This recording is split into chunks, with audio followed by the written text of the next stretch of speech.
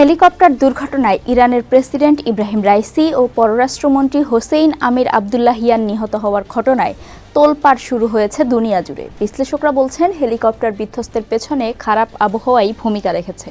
এর সঙ্গে একটি বিষয় বেশ জোরালোভাবে সামনে এসেছে, তা হচ্ছে ইরানের বিমান খাত ও তার নিরাপত্তা ব্যবস্থা। ইরানের বিমান খাতের বেহাল দশার জন্য দায়ী করা হচ্ছে দেশটির ওপর থাকা মার্কিন নিষেধাজ্ঞাকে। সেটা কিভাবে, চলুন জেনে নিই। আপনার সঙ্গে আছি আমি রুকাইয়া জহির।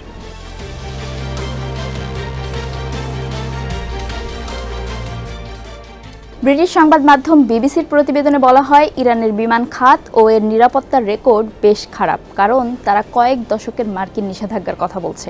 প্রতিবেদনে বলা হয়, মার্কিন নিষেধাজ্ঞার কারণেই বর্তমান সময়ে অন্যান্য দেশের তুলনায় দুর্বল হয়ে পড়েছে ইরানের এই খাতটি।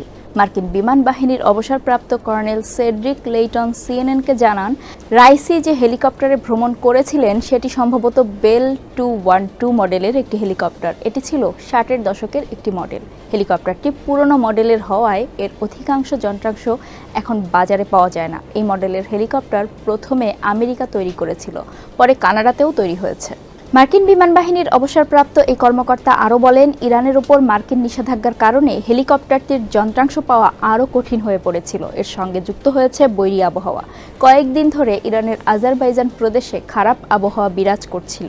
এসব মিলিয়ে সম্ভবত দুর্ঘটনাটি ঘটেছে। বিবিসি জানায়, এর আগেও ইরানে বিমান বা হেলিকপ্টার দুর্ঘটনায় মারা গেছেন সাবেক প্রতিরক্ষা ও পরিবহন মন্ত্রীরা। এছাড়া ইরানের স্থল ও বিমান বাহিনীর সশস্ত্র কমান্ডারদেরও বিমান দুর্ঘটনায় মৃত্যু হয়েছে।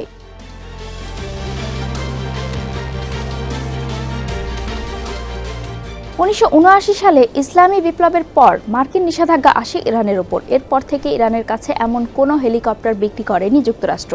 এছাড়া নিষেধাজ্ঞার কারণে নিজেদের বিমান বহরকেও উন্নত করতে পারছে না ইরান। ইরানের গণমাধ্যমগুলো বলছে, 90-এর দশক থেকে বেসামরিক বিমানের সংকটে ভুগছে দেশটি। মার্কিন নিষেধাজ্ঞার কারণে পশ্চিমা কোনো কোম্পানির কাছ থেকে নতুন বিমান বা এর খুচরা যন্ত্রাংশ কেনা প্রায় অসম্ভব হয়ে পড়েছে ইরানের জন্য। মূলত মধ্যস্থতাকারী দেশ বা থার্ড পার্টির মাধ্যমে পুরনো বিমান লিজ বা খুচরা যন্ত্রাংশ সংগ্রহ করে চলছে দেশটির বিমান খাত। কিন্তু সময়ের সাথে সাথে ইরানের বিমান বহরের প্রযুক্তিগত অবস্থা ক্রমাগত অবনতি হচ্ছে, যার ফলে ক্রমশ পুরনো এবং অবিশ্বস্ত হয়ে পড়েছে ইরানের বিমান ও নৌবহর। দেশটির বিমানগুলোর গড় বয়স বর্তমানে 25 বছরের বেশি এবং বেশিরভাগেরই বড় ধরনের মেরামতের প্রয়োজন।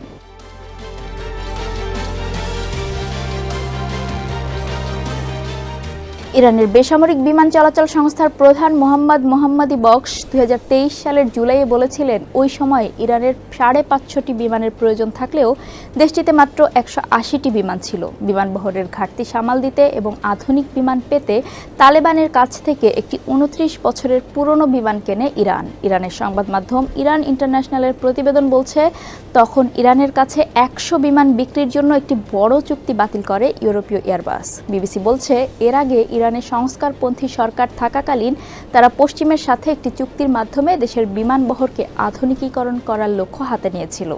দেশটির বিমান বহরকে আধুনিকীকরণ এবং বিমান চলাচলের নিরাপত্তা ব্যবস্থা উন্নত করতে সংস্কারপন্থী সরকার দেশীয় শিল্প এবং বিদেশি মিত্রদের উপর নির্ভর করেছিল। তবে তার বিনিময়ে পশ্চিমারা ইরানের সংবেদনশীল পারমাণবিক কার্যক্রম সীমিত রাখার, নিষেধাজ্ঞা প্রত্যাহার এবং ইরানের পরমাণু কেন্দ্রে আন্তর্জাতিক পরিদর্শকদের অনুমতি দেওয়ার শর্ত দিয়েছিল। এই চুক্তির কারণেই সে সময়ে কট্টরপন্থীদের ব্যাপক বিক্ষোভের মুখে পড়ে সংস্কারপন্থী সরকার।